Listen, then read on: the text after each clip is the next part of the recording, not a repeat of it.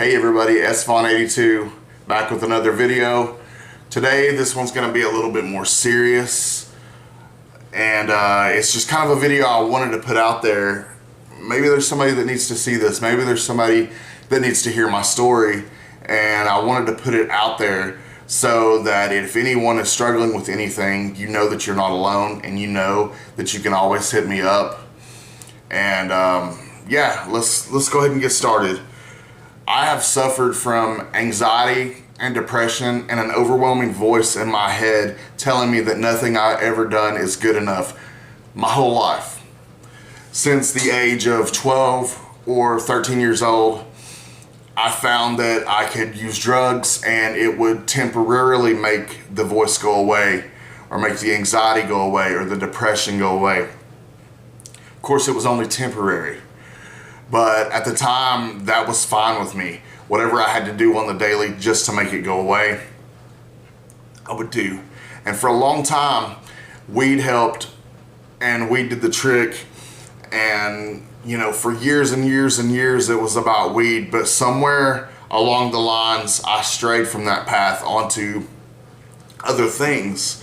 Pain pills, cocaine, LSD, mushrooms, and ultimately onto heroin and fentanyl.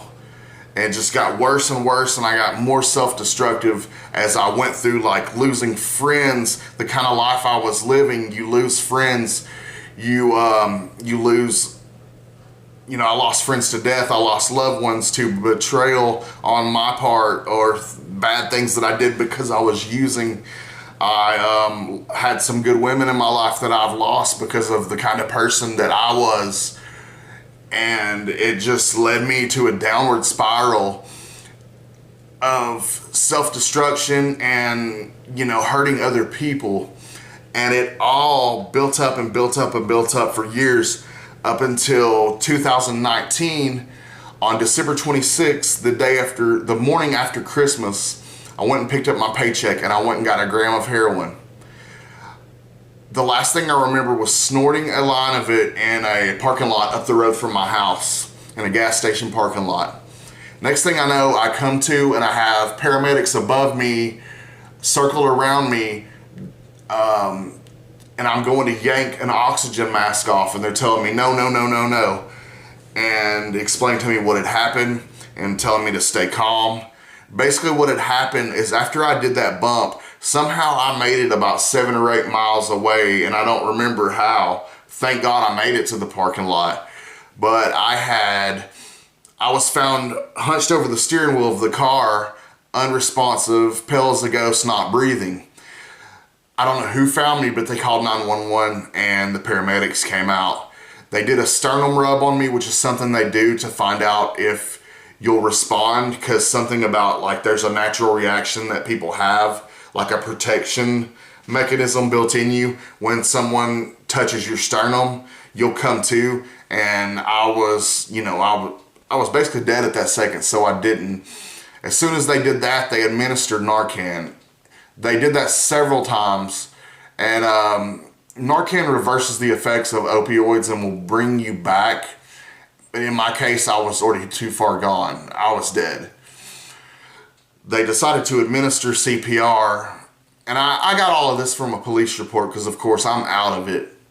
But they administered CPR and luckily were able to bring me back, where they transported me by ambulance to a local hospital. As I'm laying in the hospital bed, the first thing I do is reach for my left jacket pocket where I had a gram of heroin to feel if the drugs are still in there, and they weren't. So I'm like, okay, at this point I know that the cops found it, and I just copped a possession charge like a month previous, heroin charge, because that's what happens when you live that life. You catch charges, you may make it for years without getting in trouble, but eventually you're gonna get in trouble.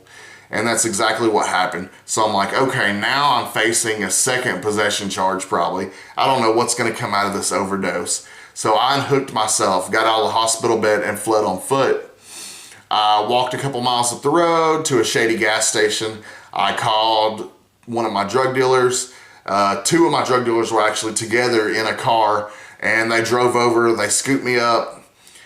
And this is the insanity of it all. After just overdosing and being Narcan, having CPR, like my ribs were so sore, I immediately got a 40 of heroin and started using again. And like, you know that you're bad when the drug dealers who just served you are like, you know, take it easy, man. You just overdosed. But I was that self-destructive.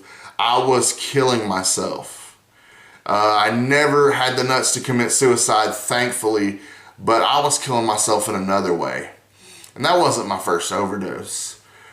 But anyways, after being on the run for a little while, I realized I didn't want to live this life anymore.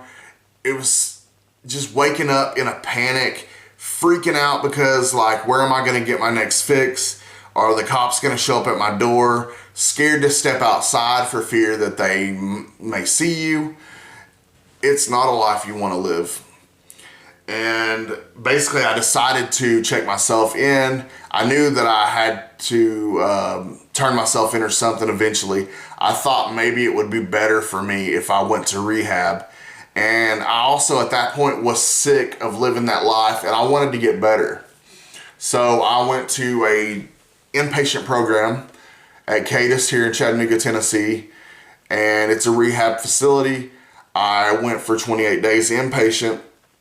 During that 28-day stay, I had a court date. So if you have a court date while you're in rehab, they will chauffeur you to the court date and stay there with you and, you know, support you basically. I stood up in front of the judge. I was facing my previous possession charge, the first one. And he tells me to stand up. I stand up and he tells me that I had 2 outstanding warrants. That's from the day that I overdosed that I was telling you about. You know, so when I'm seeing him for the first charge, he tells me to come forward and they put handcuffs on me. For the second time that I had 2 outstanding warrants. So I end up being in jail for a couple of days. I hire a good lawyer and she talks to the judge. They agree to furlough me back to rehab. So after a couple of days in jail, they furloughed me back to rehab. And I'm then there required by the judge to stay there, plus do an additional 60 days after the 28-day program is over. So, you know, because they only do a 28-day program, they have Oasis, which is kind of connected to Cadiz. It's a halfway house, sober living type deal where you're required to do classes all morning and outpatient programs in the morning, but then you're released to go to your regular job after that. But you have so many rules you have to live by, and it's basically getting you restructured to go back out into the free world and be able to cope with a sober lifestyle. You're subject to a drug test when you come home from work every day, or just whenever if they suspect anything. So, you know, I did that for 60 days. Then COVID hit. I was allowed to actually come home, but I continued to do an outpatient program where you attend a class a couple days a week and work your way to 1 day a week, and then like 1 day a month. And after all that, you know, going through all of this, you learn all different ways to cope with anything that life throws at you in a sober manner without having to use drugs. And one of the big things that I figured out really quick that helped me was meditation. And, you know, when I get into something, I have an addictive personality, and it's for good or bad. So like I have the ability to get addicted to really good things as well, but like I'm an extremist. When I get into something, I'm to the extreme about it. And I figured out really quick that I really liked meditation and that it worked very well for me. So I went further down the rabbit hole and kind of got into crystal meditation, the energy that crystals have. And it's scientifically proven. Crystals contain energy. And it's really interesting. You should do some research if it's something that you think might interest you. But that got me into collecting stones and minerals and crystals and the metaphysical and spiritual side of things. Because I've never been a really religious person, but the spiritual side of things really helped me a lot. And that filled a big void in my life. That helped keep me sober for a while, but my life was still missing something. I was still missing I don't know, I just needed something, a little bit of excitement in my life, something to look forward to. And that's where the comic book world comes in. Just by chance, I went into a comic book shop and was looking around at books because I've always been a fan of, I was a 90s collector. I grew up on Marvel. So I just, every now and then I'd go in comic shops just to look around at cool, see what was cool. And King in Black had just came out. Just by chance, decided I was gonna buy a King in Black book. And from there, I got sucked back into this world of comic books. And, I learned about this whole community that are very supportive to each other. And, about the FOC videos on Fridays and being able to order really cool books and having a pull box, developing a relationship on a friendly level with the staff at these comic book stores, and reading the books and looking at this great art and just figuring out that this was an awesome world. And this world filled the extra little part that was missing for me. And that is basically the evolution of how, my whole life of, all this bad stuff, I turned it around and I'm able to do good things now. And I'm able to go through life, no matter what life throws at me, I'm able to do it in a sober manner. And comic books help me do that, believe it or not. It's crazy to think that, a little book that comes out weekly, bi-weekly, or monthly could have that much of an effect on someone's life. But they are helping save my life. I'm 19 months sober now.